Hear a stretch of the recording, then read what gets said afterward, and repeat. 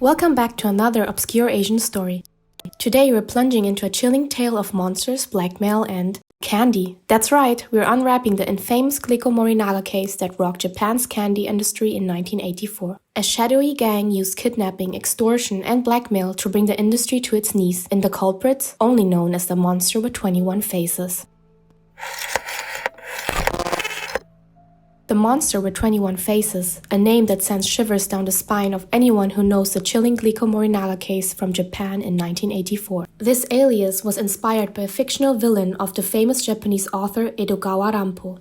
This group unleashed a reign of terror on two Japanese candy companies, Gloo and Morinaga. They demanded ransoms, kidnapped executives, and even slipped boxes of cyanide-laced candy into stores. Their actions stopped as abruptly as they started, but not before they had slashed company profits, terrified the Japanese public, and left the police frustrated. So, how did they pull off such a feat?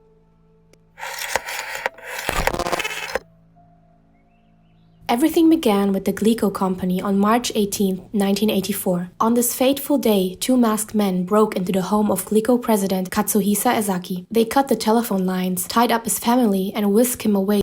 Ezaki was abducted from his home and held captive in a warehouse in Ibaraki, Osaka. The kidnappers demanded a hefty ransom of 1 billion yen and 220 pounds of gold bullion. 3 days later, Ezaki managed to escape before the ransom was paid, but he couldn't provide any clues about their identities or motivation.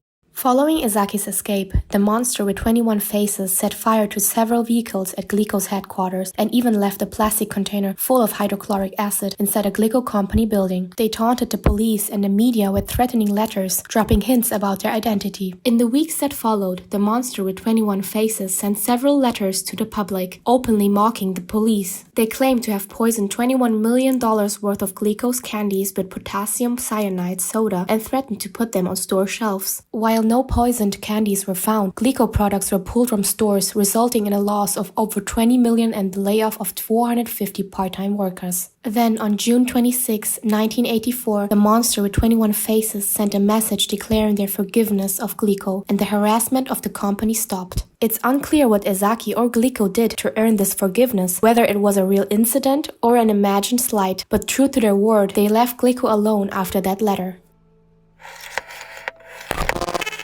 However, they weren't done yet. In September 1984, the Morinaga part of the Gloo Morinaga case began when the group started targeting another Japanese confectioner, Morinaga and Company. But Morinaga didn't pay up. Then the monster sent a chilling message to newspapers claiming they had laced 20 boxes of cookies and candies with potassium cyanide. The same day, packages of sweets were found in grocery stores throughout Japan with labels reading "Danger Cyanide." While not all the labeled packages contained cyanide, at least one had enough to kill.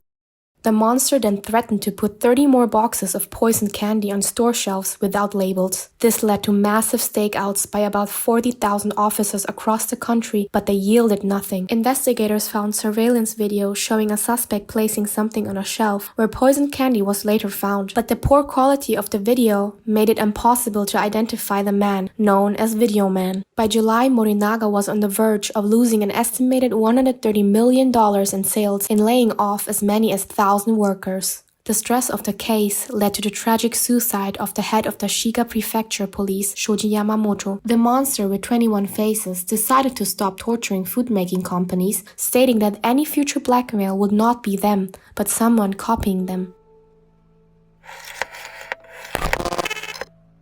Despite the clues they offered, the police were unable to track down the culprits behind the monster with 21 faces. Their reign of terror lasted for 17 months. The case remained unsolved. Gloo and Morinaga saw its profits plummet and had to lay off some 1,000 workers. Despite the threats and attacks, the companies managed to survive and continue their operations. There are several theories about who was behind all this, but 3 of them stand out. Some believe it was an inside job and that Katsuhisa Ezaki was in on it from the start, because only the candy of the Morinaga company was actually poisoned. Others think it was someone seeking revenge on Japan's food companies. This grudge could be traced back to the 1960s when a stabilizing agent Morinaga produced accidentally contained arsenic, injuring and killing infants.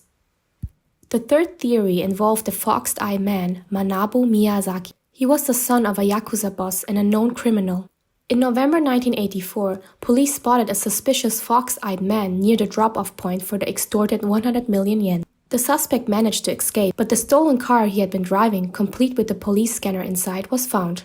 Despite this, charges were never brought against Miyazaki due to his rock-solid alibi and lack of hard evidence. Interestingly, Miyazaki later wrote a memoir detailing his life of crime, which earned him over 100 million yen, the same amount the monster with 21 faces had demanded.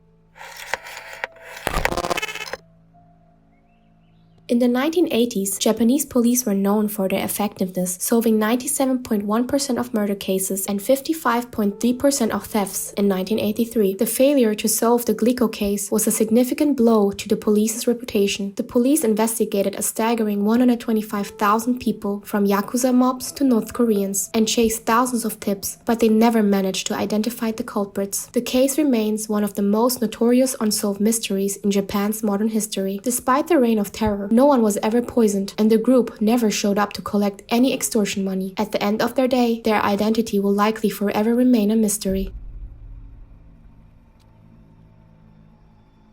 I hope you enjoyed this video. See you next time, and thanks for watching!